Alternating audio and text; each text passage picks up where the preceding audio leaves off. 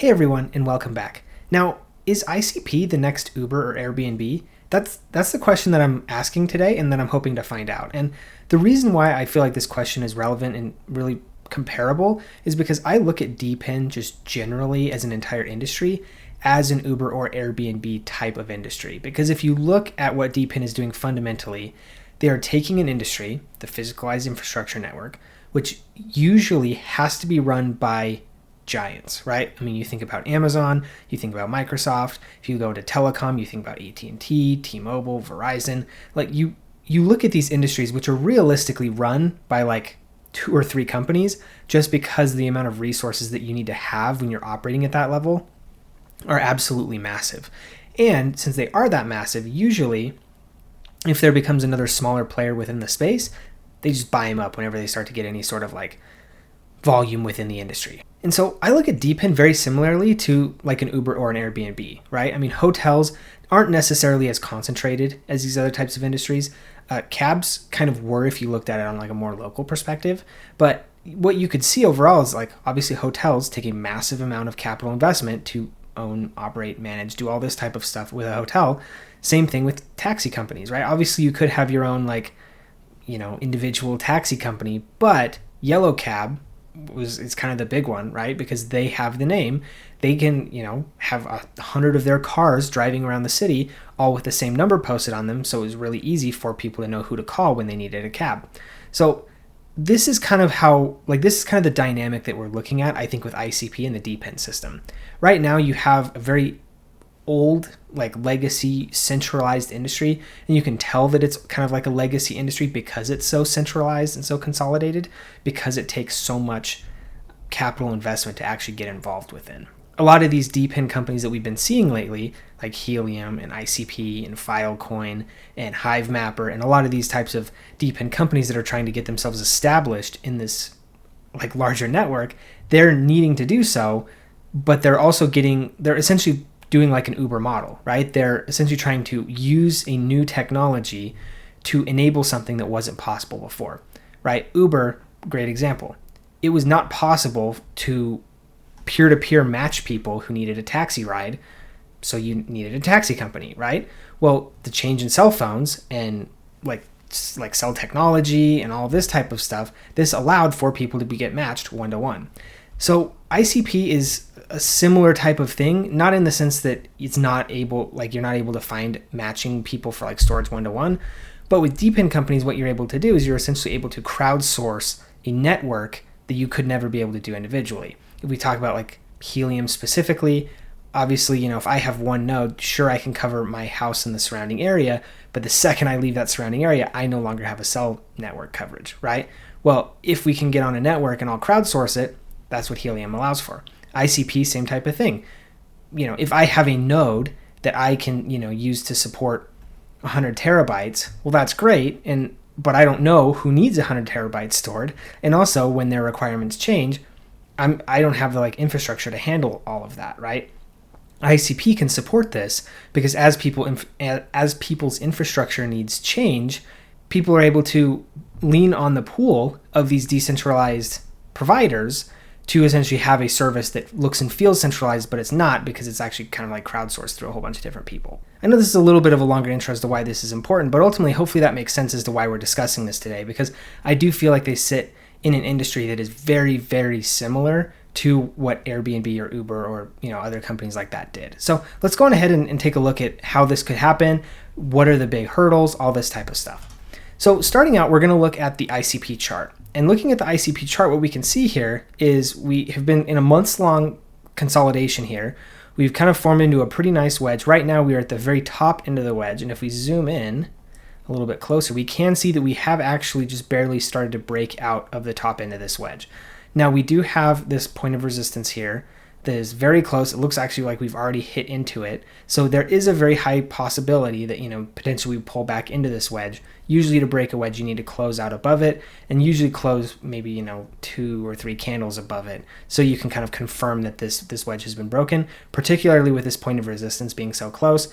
I really would expect to see this candle close above, and then realistically, I think ideally another candle closing kind of on top of this resistance, turning it into a support. And that's something that I think would look pretty bullish overall. However, I mean, just looking at the general chart, as we can see, like, looks good, right? Like things look really, really good for the ICP chart. And overall, I think this is looking pretty promising. I know earlier we did draw a wedge that was kind of more, had a steep angle. And in that case, we would have broken out, come back, bounced off the top end of this wedge that was drawn about like this. And then we would have continued up. I think this might be possibly a more reliable wedge, just kind of given, especially how the price action is formed out in here. But, you know, to each their own. There's multiple different ways to look at things like that.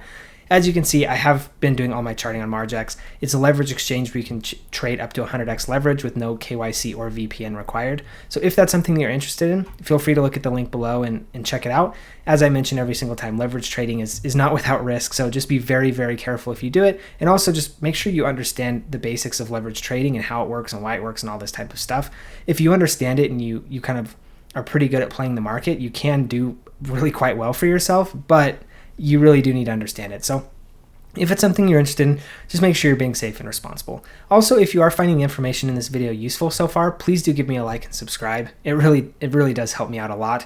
I do have a goal where I am trying to hit 10,000 subscribers by the end of the year. And so if you want to help me do that, that would be really, really useful. So moving on, there's a couple things that I really wanted to highlight here.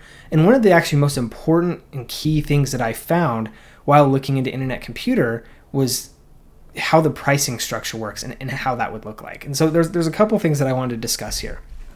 So when you're looking at operating on Internet Computer, for those of you who don't know, basically how Internet Computer works is if you have something that you want to store on the Internet Computer network, you need to pay for the cycles to do that. And cycles, it's essentially like paying a hosting fee or like a hosting domain fee, like you would on the normal internet. If you have a domain or something or information or whatever that you want to keep on the cloud, that costs money, and so you need to pay for that. Internet Computer is no different. What we can see here is that there is essentially, there's a whole detailed list of exactly how they come down to all of these different types of costs, what all these different costs are for various things. I'm not like a web developer, so a lot of this doesn't mean a whole lot to me in terms of like what that boils down to. However, I think what a lot of us do have a relatively good kind of sense of scale on is storage. And so storage is something that obviously, we all need. I don't know about you guys, but a lot of my stuff is stored on the cloud just because it's easier to gather between devices and things like that. But ultimately, the cloud storage is a pretty easy metric for people to look at and to ultimately compare to. And so what I wanted to look at today is how does the cloud storage compare between an Internet Computer and a Google? Because ultimately, I think, especially with most of the viewers on the channel, I think we all are in agreement that the technology for ICP is there. The technology works, it's good, it's really, really useful, and it is in fact the only way, at least thus far, to fully decentralize your computing, right? Because as we've talked about before on the channel, even if you are on a blockchain, typically the only thing that is on chain is the transaction itself, not any of the compute within that transaction. And so that's a very important point to know. And so ICP is really the only thing, at least to my knowledge, that really allows the fully compute on chain to actually work today. However, we can see at the cost here, so they give you two different price points. There's a 13 node subnet and there's a 34 node subnet. And ultimately what this means is how many people are concurrently running the same computation for redundancy and security sake, right? So 13 node means that 13 people are doing it, and then 34 means 34 are doing it. Obviously, since 13 is less people doing the same work, it's a lot cheaper, where 34 is a lot more expensive.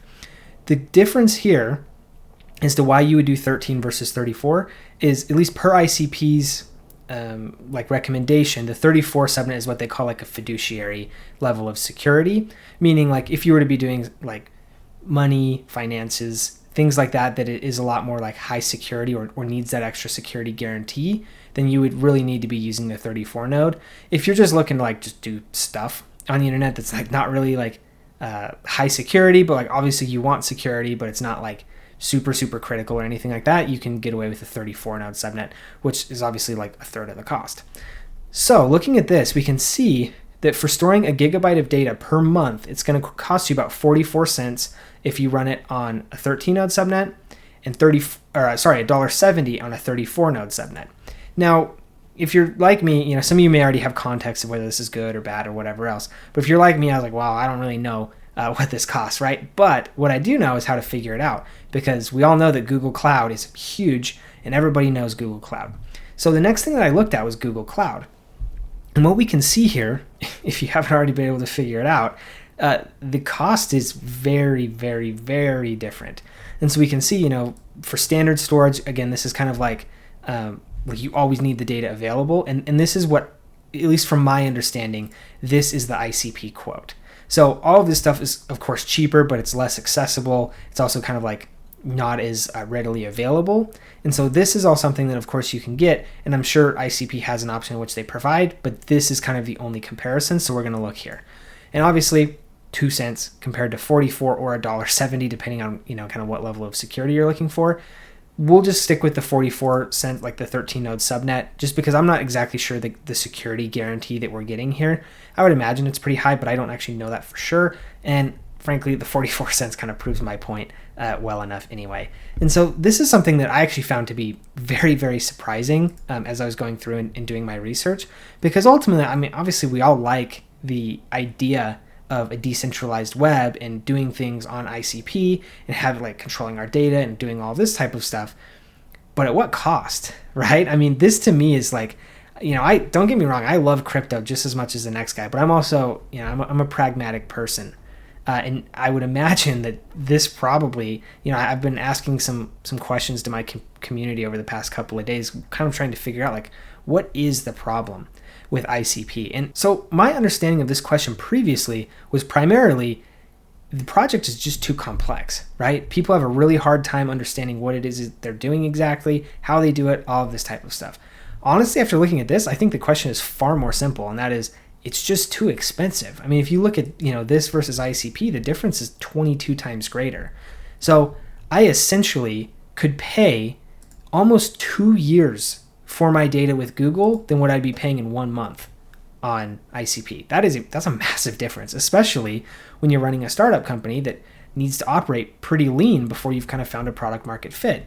And ultimately, while I love decentralization just as much as the next guy, I would be shocked, frankly, if a large portion of the market really cares about decentralization enough to pay 22 times more for anything that they're going to be doing on the internet. I just don't think people care enough. And ultimately, I think that's kind of the cold, hard reality of what we're looking at here is, this price is not economical at all. And I don't think people would realistically be using ICP if this cost can't change. And that brings me to my next point, which is obviously Google is a trillion-dollar company, multi-trillion-dollar company. They obviously are doing things at a massive, massive economy of scale. And ICP is still kind of in its startup incubator phase. Fair. I think that's a very fair claim to make, and that's why I wanted to do a little bit of research into the history of Uber and Airbnb as well, so we could kind of see, because right now, as most of us know, Uber and Airbnb, I would say, are comparable and in some cases cheaper than kind of the like legacy alternative options. But I mean, that wasn't always the case, right? I think we all know that. So I was trying to look at like, okay, well, how much more were people willing to pay until they could kind of validate the product market fit and start to scale and do all of that type of stuff. And the thing that I found, at least with Uber, what we can see is, I'll just read straight from the paragraph. On the other hand, Uber was not always cost effective before. A report by Kellogg University in 2012 announced that Uber's rates were roughly twice as high as cab companies. Initially, the company who focused on how to improve its service, but later unveiled a new framework that could give it competitive advantage on price. And it worked within only a year. The company went from a costly alternative to taxis to being 10% cheaper. So I think the value prop for Uber here is pretty clear, right? Before, when they were more expensive, it was kind of like well, do you want to sit in a dirty, grungy taxi cab where the taxi drivers are mean and all this type of stuff? Or would you like to just ride in somebody's car where you're more of a guest rather than like a paying customer or something to that extent, right? And people obviously were willing to pay a premium for that. Obviously now at this point, Uber is like a no-brainer, right? Because if you're going to pay almost exactly the same price as a taxi, why would you not just take Uber? And I feel like that's kind of where Uber is now in the market. But that, again, is because they've hit that economy of scale and they've been able to kind of scale into that type of proposition. Now, looking at Airbnb, we can see something pretty similar. And I couldn't really find too much like historical data, like as Airbnb was kind of growing up, so to speak. but I was able to find data that was like, I think within this year. And so what we can see, and again, I'll just read straight from this paragraph right here, is larger traveling parties can probably save with an Airbnb or VRBO, according to NerdWallet, which compared hotel rooms with a maximum capacity of 2 adults with home rentals in the same city. The average Airbnb for 6 was 33% cheaper than booking 3 hotel rooms, but the average hotel room was 29% cheaper than booking an Airbnb for 2, NerdWallet found. So again, this is the same type of thing where Airbnb is more of kind of a preferential of who you're dealing with. If you're a couple, it's going to actually probably be cheaper to stay in a hotel, where if you're a large party, an Airbnb actually might make a lot more sense. The other thing that they go into as well is the length of the stay, because Airbnbs and VRBOs typically charge a cleaning fee, and that cleaning fee can be very substantial sometimes. And so of course, if you're only staying one night, I mean, then this can make it massively more expensive than staying in a hotel, which usually doesn't have any sort of cleaning fee like that. That's just kind of included in the rate. And so this is something that we can see Airbnb where, the cost savings maybe aren't necessarily exactly clear, but we can see that there are in fact situations where you would save money. And also there's kind of the same difference, right? Of you're staying in somebody's home versus this industrial machine built to print money by letting people stay there for a night or two. There's just kind of a different vibe, especially depending on the type of vacation you want to go on. Sometimes Airbnbs just make a ton more sense, right? And so this is something that with Airbnb, obviously, well, with both Airbnb and Uber, the costs are very, very similar to the alternative right now. As we can see with ICP, the costs are not even close to comparable. And I do think that there is a fairly large portion of people who may pay, 50 to 100% more for their storage costs to have something fully decentralized and on-chain and all this type of stuff, particularly within the crypto space. The wider retail customer, maybe not so much, but I feel like if the wider crypto space really heavily adopted it, then that could potentially allow ICP to scale to the point at which maybe things become a little bit more cost comparable and kind of more people sign on as the premium starts to decrease because of scale. So this right here, hopefully you can see is kind of my main concern. And this is something that really wasn't even on my radar too much until I started doing a little bit of research, trying to compare the growth story of both Airbnb and Uber with how ICP potentially could kind of run that same playbook against kind of the bigger tech companies. And, of course, the facts and circumstances are not exactly quite the same. Frankly, I think ICP has a much steeper hill to climb. And so this is something that, hopefully, try not to take it as FUD. It's just facts, right?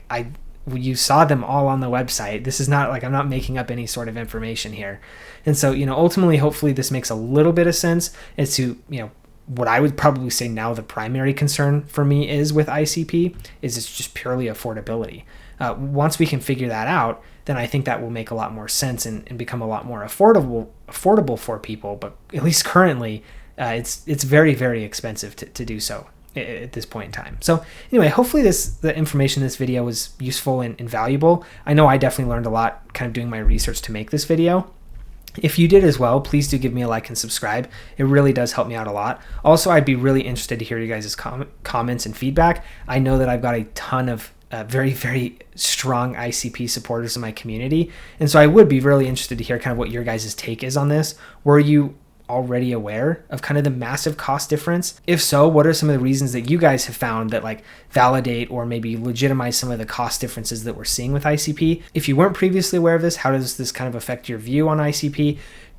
I would love to hear if you guys have some insight in terms of how ICP maybe plans to kind of scale out of this and bring the cost comparisons maybe closer to even and comparable. I do think that would be something really interesting to know as well. So anyway, again, like I said, please do leave a comment if this is something that, I'd love to hear from you all on, because this is kind of an interesting topic that I think I'll get probably a lot of very diverse and interesting perspectives on. So anyway, thank you for tuning in, and we'll see you in the next video.